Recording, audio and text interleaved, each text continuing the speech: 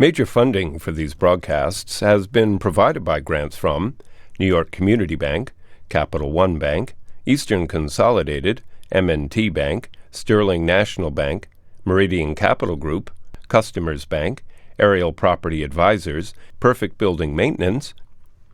Additional funding has been provided by AKA Hotels, Corman Communities, AmTrust Title Insurance Company, AVR Realty Company, Avison Young, Bank of America, Merrill Lynch, Bank Leumi USA, Briarwood Organization, CBRE, Chase Commercial Term Lending, Chase Mortgage Lending, Citizens Bank, Cohen Equities, Colliers International NYC, Collins Building Services, Connect One Bank, CPEX Real Estate Services, Dime Community Bank, Douglaston Development, Levine Builders, Flushing Bank, Friedman LLP, Genova Burns, Handro Properties, Handler Real Estate Organization, HAP Investments, Hodges Ward Elliott Inc., Investors Bank, James D. Kuhn Real Estate Center at Syracuse University, Kilroy Architectural Windows, Madison Realty Capital, Matone Group, Mercantile Bank, New Banks, Newmark Grubb Knight Frank, Optimum Window Manufacturing Corp., People's United Bank, Polsonelli, Rosewood Realty Services, SJP Properties, Stonehenge Partners, TD Bank, Terra CRG, the Knackle Group at Cushman & Wakefield, Maring-Goff Family Foundation, the Moynihan Group, and these friends.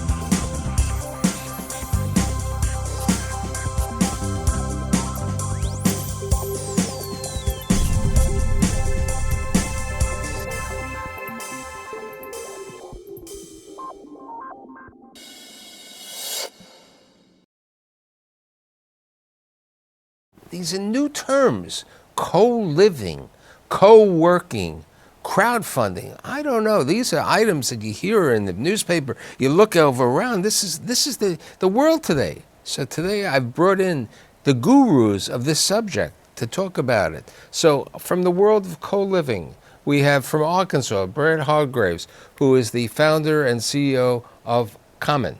In the world of crowdfunding, we have Adam Kaufman, who is the co-founder and managing director of Arbor. And last but not least, from the co-working, from Brooklyn, New York, okay, Morris Levy, the co-founder and the CEO of The Yard. I want my audience to find out, what is co-living? So co-living is about taking the way so many New Yorkers live, which is with roommates. 23% of all households in New York are some sort of roommate situation. It's about taking that experience and making it better, removing the annoyances, the risks, and keeping the good parts, keeping the idea of living with others, of saving some money, of the affordability, the community, but removing the annoyances, the fights with your roommates, the cleaning, the splitting the bills. So it's really taking that roommate situation and making it better. So what's the average age of a person living in co-living in the common properties? Our average age is 29. So these are people who are a few years into their career. They don't want to go on to Craigslist to find roommates, but they want some of the benefits, some of the community, some of the savings that living with roommates can provide. Now, they go to your property. It's furnished? It's furnished. It's furnished, and we also clean all of the shared spaces every week and provide the basics, shared kitchen and bathroom supplies, that otherwise they would fight over who's going to go out and buy the toilet paper, the paper towels. But do they have their own bathroom? In many cases they do. In some cases they share bathrooms. We offer both options at different price points. Because that's what my kids fight over, the bathroom. Bathroom's a big deal. Bathroom's a big deal. We're going to get, since he said the kids fight over the bathroom, now we're going to ask the guy in the co-working, what is co-working? I mean, we've had Regis for years. We've had office sharing for years. What is the difference today? I don't know if it needs an explanation today, but Co-working is people coming together in a community to work, and why it's different from some of the older companies that have been doing it for 20 years is that business is different today in general. People have a different way about sharing information. There's no people don't play close to the vest. People are sharing, they're looking to network, they're looking to be a part of something. You know, today with our smartphones, we could completely cut ourselves off from the world. So working from home or working from a coffee shop where there's no real community and you're just there by yourself doesn't cut it today. People are thirsting to be with other people. What's the typical company who leases space in your operation? So I'll answer typical company by size, anywhere from 2 to 10 people.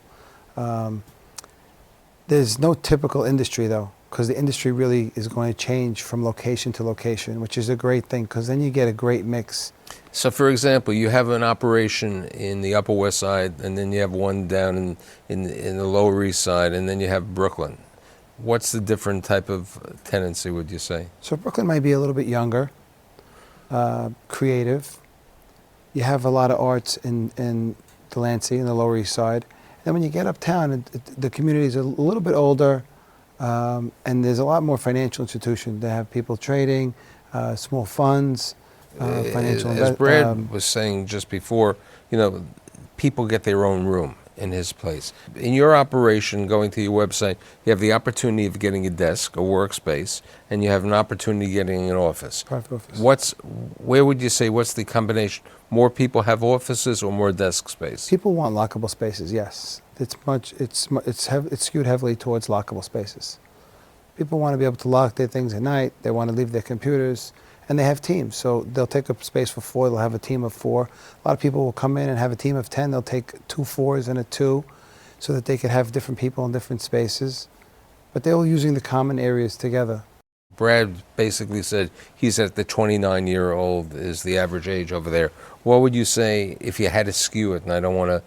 So it's also going to change by location, but if I had to pick, it's anywhere from 32 to 37 is an average. See, I have a friend of mine who's a retired, accountant, and he was planning to open up, to go into a place like the Yard because he wanted to be with younger people, so to be mentoring and meeting certain people. Do you have any of the baby boomers or older people? Yes, we have a mix. We don't turn away anyone. That's a great thing about the Yard. Yeah, a lot of people ask, why is the Yard different? How is it different? We accept everybody, and the community and the way it's set up, people enjoy being in the space, and you'll have a very eclectic mix of ages, companies, businesses, and people. That's what makes it what it is. So now I have co-living, co-working, and explain to my audience, what is crowdfunding?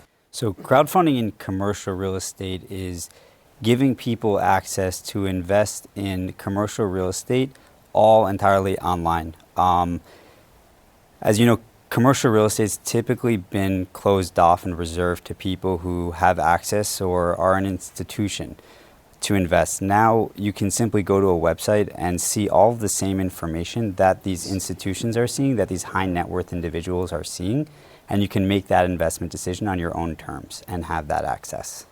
I know you've done transactions in the New York City marketplace.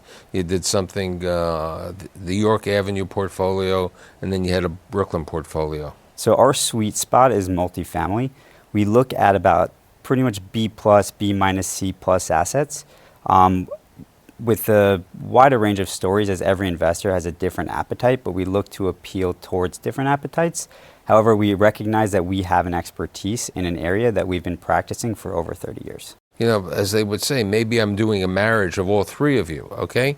You're really a management company, correct? Correct. You're not buying properties. Correct. But you're managing properties which could be owned by a company like that. I'll give you a good example. The York Avenue or the Brooklyn portfolio, you could have taken the properties, you know, and when the tenants leave, okay, or certain, is the entire building always occupied completely by you? To date, we have 9 buildings, and all of them are fully occupied by Common. But you have the other one in Brooklyn on 4th Avenue where it's going to be Common and other people. No, it's all Common. It's half co-living, half traditional units, but it is all common. But what I'm saying is I'm trying to put the comparison around. If somebody wanted to make an investment and wanted to buy a building, you can arrange the financing. You can arrange the equity. You're basically an equity provider. That equity provider could go to a landlord, okay, to buy that building, and you can lease it. If it was a residential building, you can lease it to Common. If it was a commercial building, you can lease it to the yard.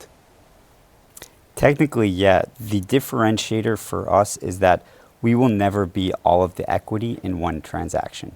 So we look to partner up with sponsors who have experience in the industry so that we can take the weight off managing the properties off of our investors' shoulders. So a retail investor, somebody who may be a doctor or a lawyer who doesn't have the time on their hands to really learn commercial real estate down to a T, we give them access to invest in it, but we say, okay, here's your investment opportunity. You don't have to then go and manage it. You're partnering up with people who are managing these properties, who have significant amount of experience in doing this for you to go, as we say, sail in the same direction. Many of the competitors in the crowdfunding space were, going to people and offering opportunities as low as $1,000, and also were really a form of debt as opposed to equity. Why are you in the equity as opposed to debt, and what's your average amount of investment? That's the smallest and the largest amount somebody could invest. So we believe that debt is a little more of a sophisticated concept to grasp, where equity, you actually understand that your dollar is going towards the property. It's not once removed the way that debt is. So we look at equity as an opportunity for a retail investor to come in at a minimum of $25,000, and we don't really have a maximum, to come in and partner up in the transaction. Are they, as we would say, an accredited investor? So yes, we do target accredited investors. And for my audience, what is an accredited investor? Accredited investor is somebody who makes $200,000 or $300,000 with their spouse a year, or has a net worth of $1 million outside of their home. And what if they're not an accredited investor? Can they invest with you? Not with us at this time. Okay, so you're looking at a certain type of market. We go out. It's about 10 million people in the United States that meet the accredited definition. Yes. Now, investors from all over the U.S. can invest with you, or is it all over the U.S. from the comfort of their home, their office, and they can do it without ever logging off their computer in one sitting? And how long do you tell them it's going to the traditional investment period? It really depends on the deal, and that's also where our model differentiates, is we keep it deal specific. We're not going out there and saying, hey, we're raising $50 million for a fund that we're going to take your money to invest in once we close that fund, and you don't have insight into the actual investment that's being made at the end of the day. It could range from 1 deal, 2 deals, 3 deals. They don't know based on how much money they raise. We actually present one individual property online, or 2 or 3, and let the investor themselves make the investment decision on a property level and actually have ownership in that property. So here's a question today. I was on your website. You've completed a couple of transactions and you have 1 or 2. Where is the next opportunity? Where is the next investment going to be? So we are really selective in how we choose our deals. And we're constantly underwriting and looking at deals. And believe it or not, people more often send questions of, hey, can you raise me money to do this? I want to buy my house. Can you raise money to do that? Than they are actually asking about the investment opportunity on a daily basis. So we're constantly looking at deals across the U.S. We're focused on our sweet spot in the multifamily segment with a look at the B minus C plus assets. Okay. Morris, Yes. How many locations do you currently have, and how many are in various stages of planning? We have 7 operational in New York and 1 in Brooklyn. And then we have 7 under construction in different stages, all to be open. And by the what third is quarter. the average size of a yard space? Average is about 30,000 square feet. All on one floor most of the time? No, sometimes they're over multiple floors. On Fifth Avenue, we have 2 locations that are over 4 floors, and they feel great. They have a lot. The advantage of being on multiple floors is the window lines. You get the window line every time. There's no dead space. Everybody wants to have a window. Everybody wants to have light. And what's the average number of people who occupy a space? You said you had a couple of companies where they were 4. One person could be a member.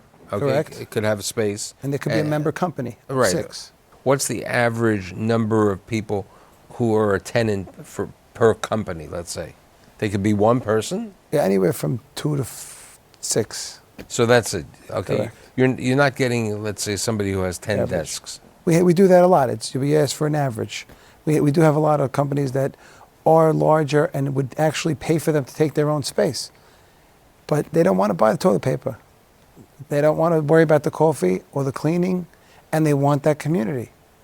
You've been in business since 2011. Yes. How long is the traditional length of stay for a tenant to be in a yard property? Anywhere from 8 months. 8 months is the average length of stay, and it's growing. As the properties are open longer, we see people staying longer. And again, like we spoke about before, it'll differ from location to location. More established neighborhoods where people are living there for a long time, they just want to be close to their home, they stay. They'll stay for 4 or 5 years. What's the average stay in a common? So actually about 70% of our members are on 12-month leases. And that's been a big shift for us over the last 12 months since we opened. When we opened, everything was month to month, and it felt very transient in some ways. People would come in, they wouldn't invest in getting to know their neighbors. And so we totally scrapped that. And we said, we're not doing month to month.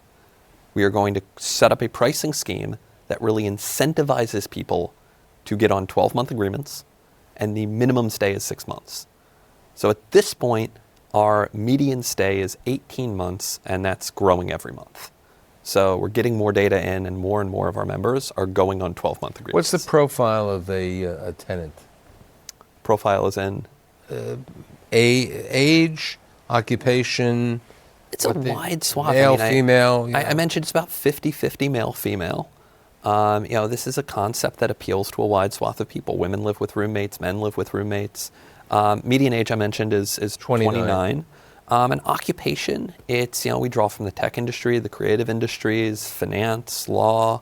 It really runs the gamut. Living with roommates is one of those kind of universal things of living in a big city. Now, what in the happens US. if somebody, they're living with a roommate, hypothetically, it's a boyfriend and girlfriend, they're taking a larger room, and they break up? Do you have any problems with canceling leases or so on? Well, it's a lease like any other, but we do allow members to move between common rooms. So we have seen actually someone break up and they each go into separate rooms, say in different buildings within common. So we do allow our members to move seamlessly between homes that are managed by common. What about the leases with you? Are you month to month or long term? We're month to month. There's a pro and con of month to month for somebody, because when they're taking a lease over here at Common, somebody knows they have a 6-month rent that's not going to go up. It's going to be for 6 months or 12 months. How does the tenant get protected with you on changing the pricing? So we call our tenants members, because they're not really tenants, they're members. When they sign a license agreement with us, the agreement is for 30 days, and it's 30 days in either direction. So they could terminate the agreement within 30 days, and so could we. We don't have to terminate the agreement. So if we were to do a price raise, which we haven't done in a very long time, and we have to do from time to time because expenses do go up, we have to give 30 days notice. So they have the option to stay or to go. The best thing about the 30-day term for us is it keeps us on point. We're in the service business. Thank you for having me, but we're not in the real estate business. We're a hospitality company. And I've been saying this for a very long time. A lot of people say it now, but the difference when you come in and you feel it is something that has to be experienced. So is he. You're in the hospitality business, and you're in the service business. But being in the 30-day window, if you're not delivering a good service, people could just walk up and leave. And when someone's with me for 4 or 5 years, I know I'm doing the right thing. Since there's competition, Adam, in your business, there were, at one time, there was an onslaught of a lot of crowdfunding companies, and there's been a weeding out of that, okay? A number of them have been out of business. They weren't sophisticated. because they didn't really have a data bank. They weren't in the real estate business. They were really more technology companies completely. Okay, Arbor Crowd is a technology company, but it's really a real estate business, part of the Arbor Group.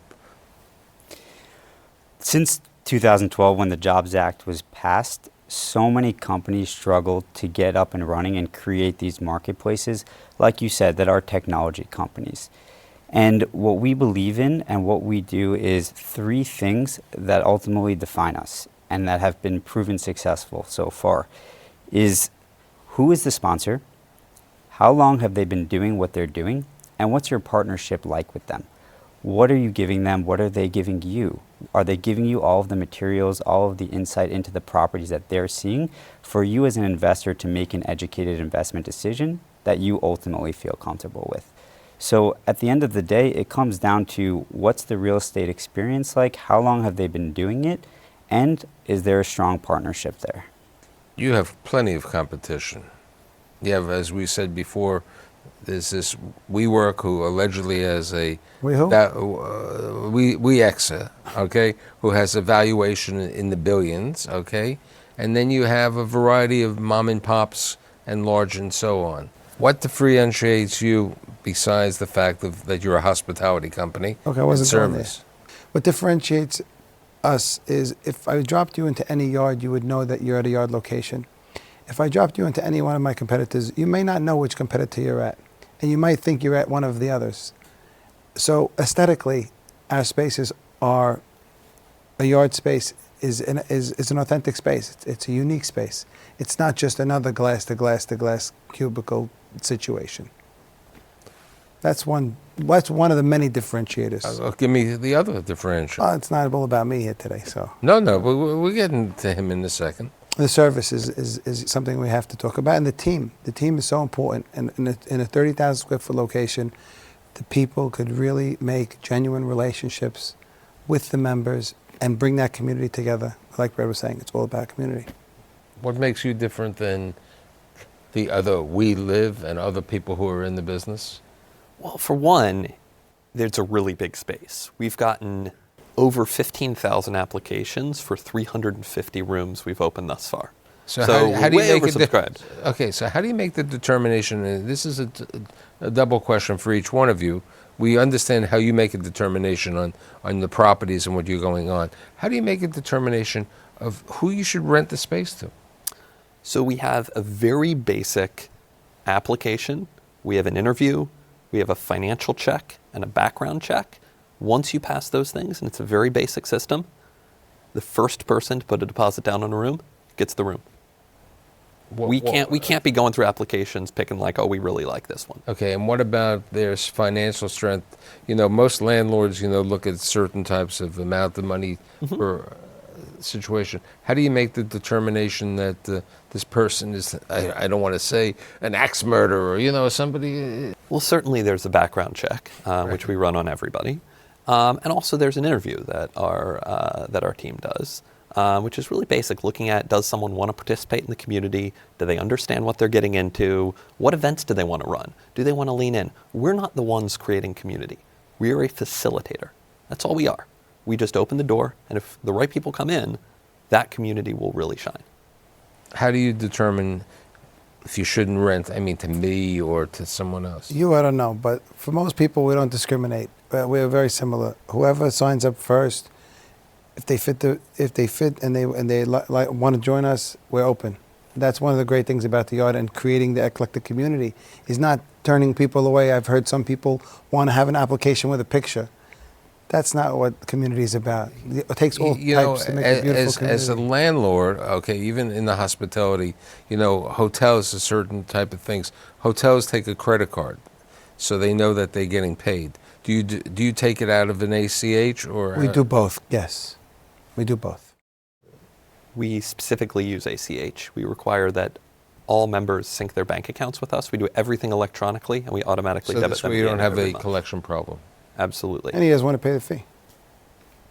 Right. The ACH fee is much less than a credit Correct. card Much fee. Credit card less. fee, Credit correct. card fees are very high. Both of you on your websites talk about event space, and I looked at yours. You have an event space like in Herald Square. What is your event space, and what events do you do? So one of the important things that we do when we're laying out a space is decide where are people going to congregate, and how is this space going to be able to open when it's not business hours, and where are we going to store these tables to make a great big open space. So we've done that at Herald Square, where we have great stadium seating, and then there's a projector, and the tables roll away underneath the platform, and you have a big open space. We also have on Delancey Street, we have a rooftop. When it's nice out, not today, we have great events out there, and like you were saying, we count on the community to come and bring us events that they want to have, because nobody needs another happy hour. The events have to have substance. They have to have a give back. There has to be meaning for people to stay at work later than they are already, and it's not just for a beer. Event space in your space, or space. We have a pajama rule, which That's is interesting. we think that amenity space, community space, works well if our members feel comfortable hanging out in it in their pajamas. If they feel like they've got to get dressed up, put makeup on, to hang out in their own lounge, they're not really going to feel value there. They're not going to pay for it. So we like these kind of smaller, more numerous human scale spaces, and in many of our buildings we try to build those onto the residential floors themselves. And in some cases we have really large multi-bedroom units that simply have large living rooms that end up being the community spaces for our homes. One question I failed to ask you before. Do you have an idea of what the average age is? You told the average investor was 25,000. What is the average age and the profile of an investor?